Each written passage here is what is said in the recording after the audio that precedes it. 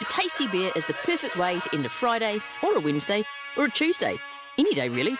I'm here in happy, hoppy Hastings to sink a couple of cold ones with my new best friend. Here you go. Well, cheers, Murray. Cheers, Karen. Do you mind if I call you Muzzer? Absolutely, you can call me Muzzer. You can call me Kazza if you like. Kazza, I know, Kazza. Kazza and Muzzer? Yeah, Kazza and Muzzer. What is your issue?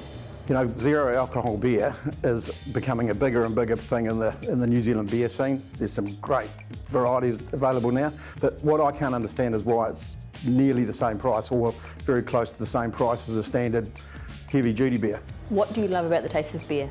It's unique. It's nectar of the gods. Nectar of the gods? Mm-hmm. That's a big statement, Indeed. but I'm inclined to agree with you. Indeed. Cheers. Cheers. What would you say would be your biggest regret after a massive night out on the zeros? You find that when you drink zero, you're actually visiting the loo quite a bit, Right. compared to a standard beer. What would be your biggest regrets on a night of drinking actual beer? I don't know if I'd call them regrets, but you sort of look back at your earlier days. Nudity is probably one thing that always comes from drinking too much of anything. Not for me, but No, not for everyone, but it is. but for you. Yeah, absolutely. Yeah, for sure. I've just got a picture in my head now. I can't quite get it out of there. Sorry about that, Kaz. Don't be sorry. Look, I'm glad we're drinking 0% beers, to be honest. Okay, so Mother, look, if you've got an issue, I've got an issue. I mean, how can I help?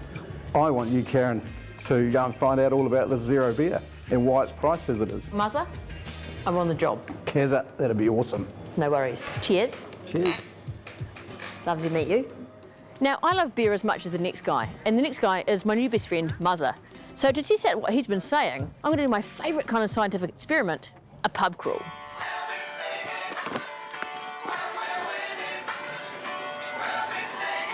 Do you have any no-alcohol beers?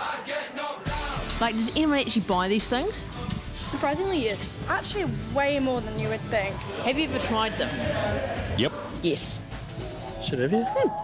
Oh, I love it. I drink it all the time now. Do you? Yes. Yeah, I'm paying for taste, so if it's alcoholic or non-alcoholic, it's the taste. You're not paying to get drunk. Yeah, exactly. You are paying to get drunk. I'm not paying to get drunk. I'm a bit of a lightweight, so I have a few beers and I get quite pissed. Can I see how light you are? Oh, pick me up. All right. He is quite light. I think all low alcohol and no alcohol beer should be cheaper than what an alcoholic beer should be. Maybe the percentage on the bottle is what you should pay. So 0%, $0. But I always figure shouldn't be any tax on it, so it should be cheaper. Have we got to be on TV? I want to be a superstar. Well, I've sunk a lot of non-alkies, and they were yum, but I can tell you what, Muzzer's not wrong. They cost about the same amount as the full alcohol stuff. And look, I'm not drunk, but I do need a wee. To find out why we're paying so much for our non-alky pours, I'm going to the source of the sauce.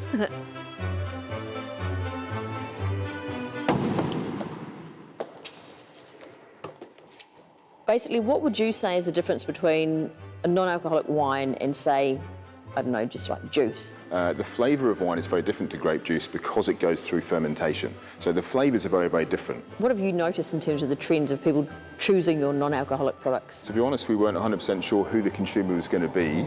We thought it would probably be people who don't or choose not to drink at all, or people perhaps who are pregnant or driving. Yeah. And certainly they exist. Certainly pregnant people do exist. They do exist. They certainly do exist, and hence we're all still here. See that? Look at this, you've done this before. Beyond that, the ones who are really driving the growth are regular wine drinkers. So people who would, on a Tuesday night, have a glass of their favourite Chardonnay. On a Wednesday night, they say, I want to reduce my alcohol intake, and I'll have a zero alcohol wine with dinner instead of regular wine. Tastes a bit like wine. Tastes exactly like wine. Why aren't these wines cheaper then for us, the consumer? Yeah, it's a really, really good question. In order to make them, in order to unlock that flavour, you've got to make a wine in the first instance, and then you've got to use really, really expensive technology to remove the alcohol. So it actually costs us more to produce than it would, for example, just a regular wine. So it could have been alcoholic, but you make the whole thing and then you suck the alcohol out. Exactly, yeah. Well, that's fine for wine, but what about Murray's favourite, beer? Oh.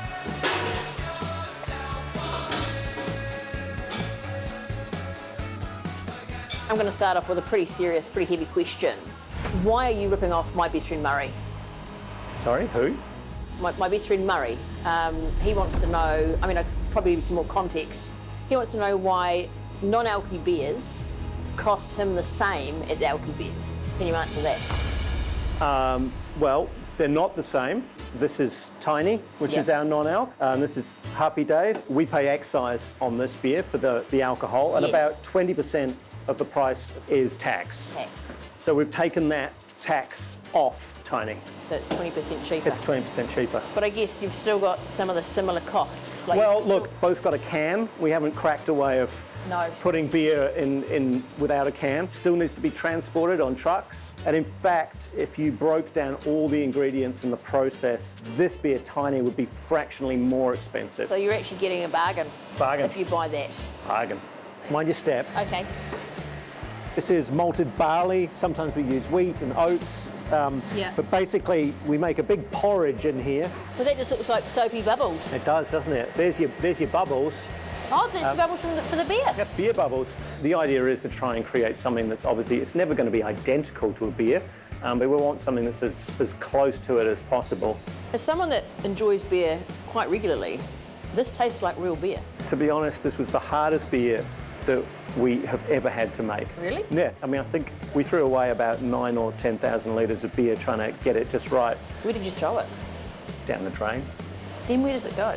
To the ocean? Out to the dolphins. Oh, that's nice. Okay, well, I've been convinced. I don't think me or Murray are getting ripped off, but I still want to help him out. I think I've got an idea. Well, I've already solved Muzz's issue because I'm an amazing investigator, but I want to do something more for him. I'm going to create my very own zero-alcohol beverage.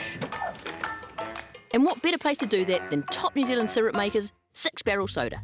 Do you have any beer-flavoured syrups? We have a grapefruit and hops from time to time, which is kind of beery, but not beer. Berry?